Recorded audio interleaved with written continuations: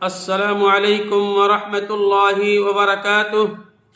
الحمد للہ رب العالمین والصلاة والسلام علی اشرف الانبیاء والمرسلین نبینا محمد صلی اللہ علیہ وسلم۔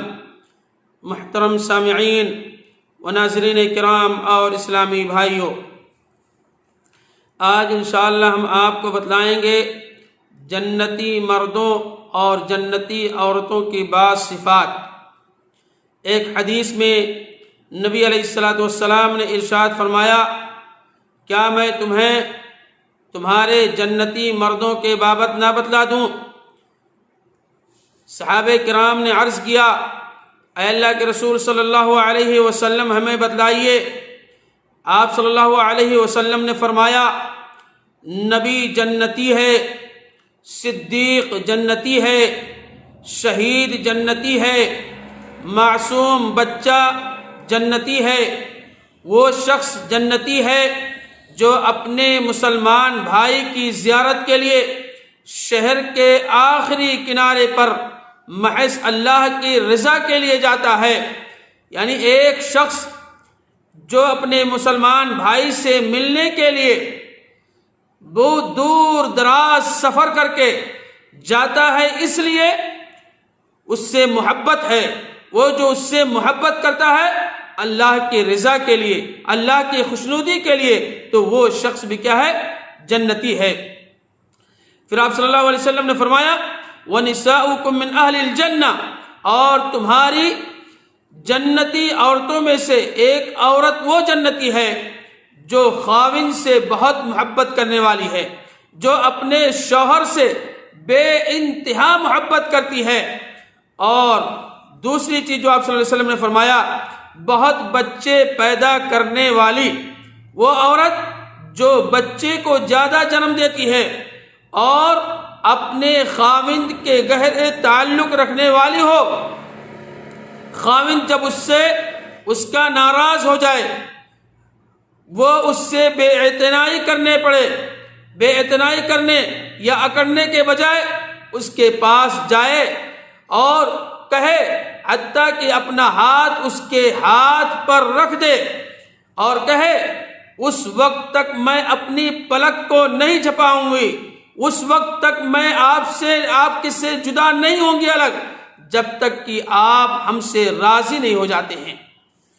آج کل کی عورتوں میں مذکورہ صفات کی عورتیں بہت کم پائی جاتی ہیں، لیکن اگر یہ صفات کسی عورت کے اندر اگر پائی جاتی ہے، اپنے شوہر سے محبت کرے، زیادہ بچہ جننے والی ہے اور اپنے شوہر کو ناراض کبھی نہ کرے، تو یہ جان لیجئے میرے بھائیوں، یہ جنتی عورت کی نشانی ہے۔ اس حدیث کی روح سے عورت کے اندر مرد سے بے اعتنائی اور اکڑنے کا جذبہ نہایت خطرناک ہے۔ اس کے برعکس خاوند کی ناراضگی دیکھ کر اس کو منانے اور اس کو راضی کرنے کا جذبہ عورت کو جنت میں لے جانے والا ہے، بشرط یہ ہے کہ دیگر احکام اور فرائض کی پابندی کا بھی اہتمام ہونا چاہیے۔ اسی طریقے سے آج کل کی عورتیں زیادہ بچے پیدا کرنے سے بھی گریز کرتی ہیں، محض اس لیے زیادہ بچہ جننے سے یا زیادہ بچہ پیدا کرنے سے ان کے حسن و رعنائی میں کمی آ جائے گی، ان کے حسن و جمال میں کمی واقع ہو جائے گی۔ یہ بعض وسائل میں یہ بہانہ مار دیتی ہیں کہ ان کے پاس اتنے وسائل نہیں ہیں، کھانے اور پینے کے مہیا نہیں ہیں، وسائل نہیں ہیں۔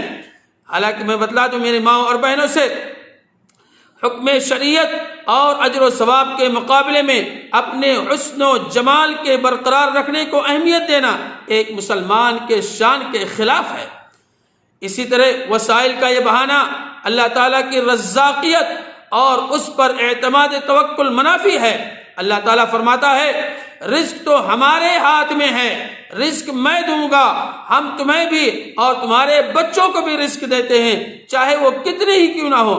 رزق دینے پر اللہ رب العالمین کیا ہے؟ قادر ہے، بلکہ سب کی روزی رسائی اور روزی دینے کا ذمہ داری اللہ رب العالمین کے ہاتھ میں ہے۔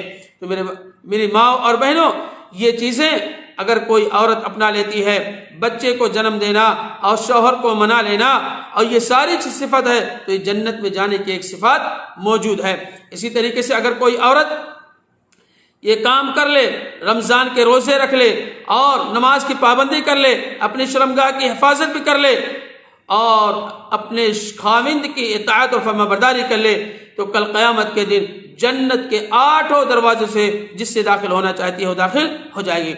اسلام نے عورت کو بڑا اونچا مقام دیا ہے، کسی اور مذہب نے یہ نہیں دیا ہے۔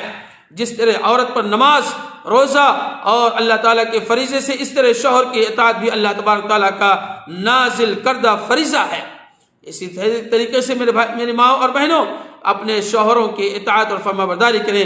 یہ چند صفات جو تھے مردوں اور عورتوں کے، میں نے اس کو ذکر کیا۔ اللہ رب العالمین سے دعا ہے الہ العالمین ہم تمام مسلمان بھائیوں کو اس حدیث پر عمل کرنے کی توفیق عطا فرما۔ یہ حدیث میرے بھائی طبرانی کی روایت ہے، علامہ البانی رحمہ اللہ نے اس حدیث کو حسن کہا ہے الجامع الصغیر کے اندر، حدیث نمبر 2601 نمبر حدیث۔ اللہ رب العالمین ہم تمام لوگوں کو اس حدیث پر عمل کرنے کی توفیق عطا فرما۔ تاجدار مدینہ جناب محمد رسول اللہ صلی اللہ علیہ وسلم کی سنت کے مطابق عمل کرنے کی توفیق عطا فرما، آمین یا رب العالمین۔ السلام علیکم ورحمۃ اللہ وبرکاتہ۔